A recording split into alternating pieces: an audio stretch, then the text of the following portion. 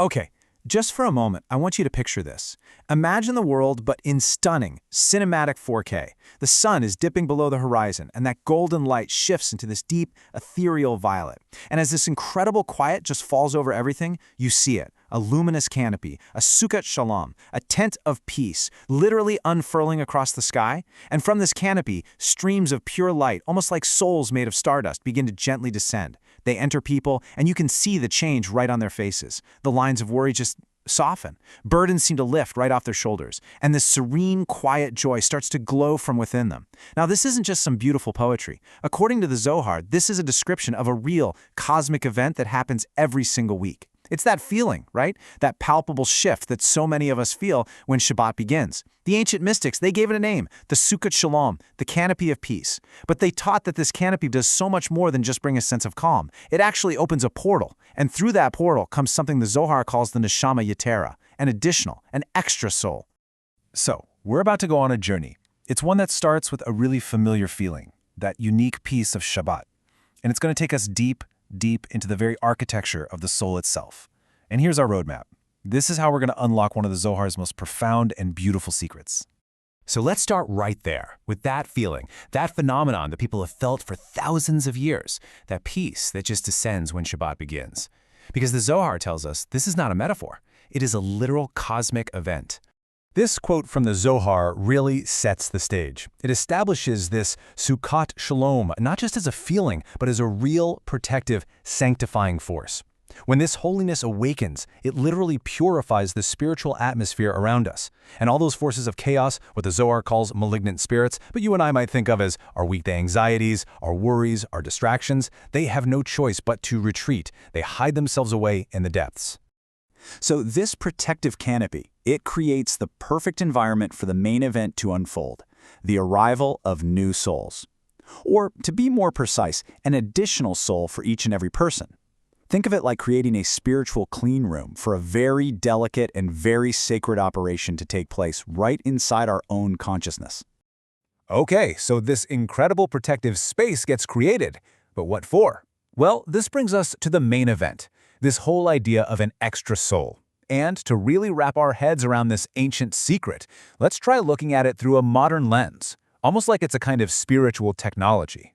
This is the absolute core concept. It's so important to get this right. It's not a replacement soul. It's an expansion of your spiritual capacity. The Midrash even describes it as the Holy Spirit resting upon you, crowning you. It's a total upgrade, an addition that enhances everything you already are. And this chart, wow, it just lays it all out, doesn't it? The perfect before and after.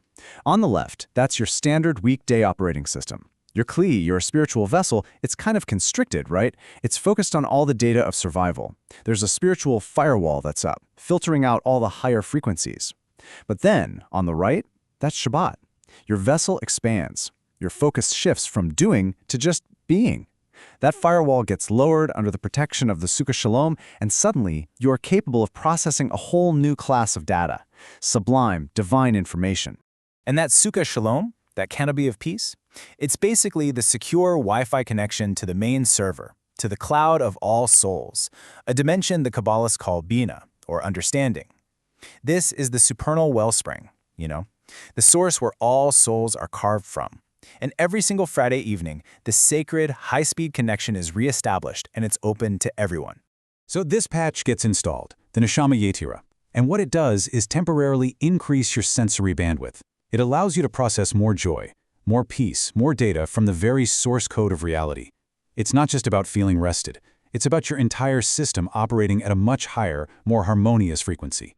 So now, let's get into the nitty-gritty, the mystical mechanics behind all of this. I mean, where does the soul actually come from and how does it fundamentally alter our being? The Zohar is really clear. This is not some random feeling. It is a precise cosmic process.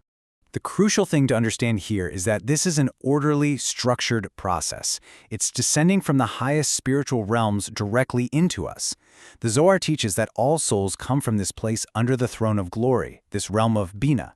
And on Shabbat, a direct channel opens up, and this higher essence flows down through the very architecture of creation, the Sephirot, and it finds its way to you, expanding your capacity to receive it.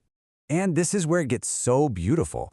The journey of this soul involves a profound color shift. The ancient texts explain reality through the interplay of spiritual colors, so the weekday is often dominated by the energy of Gevura, strength, judgment, the color red. It's the energy of limitation, of competition, of survival. But the Neshama Yetera, as it descends from the upper worlds, brings with it this incredible influx of chesed, loving kindness, pure expansion, the color white. And here's the magic. This sublime white light doesn't just erase the red, it infuses it, it balances it, and it creates the harmony of Tiferet, which is this beautiful green. It's a complete recalibration of your entire energetic state. Now, let's talk about the number 7, because it's so deeply significant here. In mysticism, 7 always represents sanctity, completion. But the Zohar takes this way deeper. It teaches that the 6 days of the week are like a microcosm of the 6 millennia of human history, with all its struggle and striving. The 7th day, Shabbat, is therefore a taste of the 7th millennium, a future era of pure spiritual being, what's called the Olam Haba, the world to come. So just think about that for a second. Every single Shabbat, we are literally being gifted a 25-hour preview of humanity's ultimate redeemed state of consciousness. Next up, the number 13. This number connects this whole renewal of the soul to the 13 attributes of divine mercy. The great sage, the Gaon of Vilna, explains that these 13 attributes are like the ultimate spiritual reset code for creation itself. They represent the divine power to renew, to forgive, and to restore all things back to their original, pristine state. So the arrival of the Neshama Yetera isn't just a mood lift, it's the activation of this cosmic reset button right inside our own being, cleansing all the spiritual static from the past week. And finally, the number 5. This one relates to the 5 distinct levels of the soul taught in Kabbalah. You have everything from the most basic life force, nefesh, all the way up to the most sublime connection to the divine, yechidah. Now, during the week, our consciousness is often rooted in the lower, more functional levels. But the Zohar explains something absolutely incredible. The extra soul of Shabbat is actually an expansion across all of these levels. We get an extra piece of nefesh, an extra ruach, and so on. It's not just one new component being added, it's a total system-wide upgrade that elevates and harmonizes all 5 levels of our being. Okay, so that was some deep metaphysics. Let's try to translate it now into 2 very different but equally valid frameworks. We want to make sure that absolutely everyone at any age can connect with this incredible gift. For the younger souls listening in, think of it like this. It's the ultimate temporary power-up in the game of life. You're playing through the week, collecting coins, facing challenges. Then Shabbat arrives, and it's a secret bonus level. And you get this amazing power-up, the extra soul. Suddenly you have a shield that makes all your worries just bounce right off. You have more energy, a super level of joy. Everything just feels brighter. And even after the level is over, you can still feel its effects, giving you a little boost for the challenges of the next week. And for all the engineers and architects of life out there, you can think of it as a scheduled recalibration that brings your entire system into a state of resonant coherence with the cosmos. Your soul-body system, it works hard all week, accumulating friction and wear and tear. Well, Shabbat is the scheduled maintenance cycle. The Neshama Yetera is like a high-grade etheric fuel that doesn't just clean the engine, but allows it to operate at a frequency it normally can't even handle. It's a temporary, totally safe overclocking of your consciousness, allowing for perfect, frictionless harmony and access to higher dimensional insights. But of course, this elevated state is temporary, and the process of its departure is just as significant as its arrival. It's not like a switch that just gets flipped off. It's a managed, gentle process. This timeline really shows the full cycle. The Zohar explains that the weekday's spiritual forces don't even return until after the Havdalah prayer, that beautiful ceremony that officially separates the holy from the mundane. The peak experience is during the day of Shabbat, a state of perfect joy and rest. But the departure isn't an abrupt cutoff, it's a gentle transition, and it's specifically designed to leave something behind. This beautiful custom, it has such a deep, mystical purpose.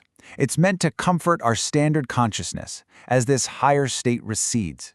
I mean, imagine having a brilliant, enlightened friend visit you for 25 hours, elevating your every single thought and feeling. When they leave, of course there's a sense of loss. The beautiful fragrance of the spices is a physical comfort for our soul, a little jolt of pleasure to ease the transition back to its normal, more limited state of being. So what's the takeaway here?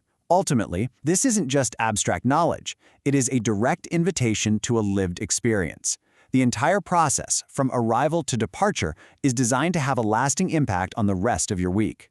Well, the Zohar teaches that the reshamu, that spiritual afterglow, is real. It's kind of like the phantom warmth you feel after you take off a heavy coat on a really cold day, or the lingering scent of a beautiful fragrance. By being conscious of this gift, by preparing for it, by being present with it during Shabbat, and by mindfully transitioning out of it, we can actively open our vessel to receive it more fully. And more importantly, we can learn to draw upon its spiritual residue, its memory trace, to light up the challenges and the opportunities of the 6 days that follow. Thank you so much for joining us for this complete journey through the Pardes. We truly hope these ancient truths help you and your family improve your own dimensions this week. If you enjoyed this full chapter deep dive, please do like, subscribe, and maybe share which part of this journey touched your soul in the comments. We'll see you in the next chapter.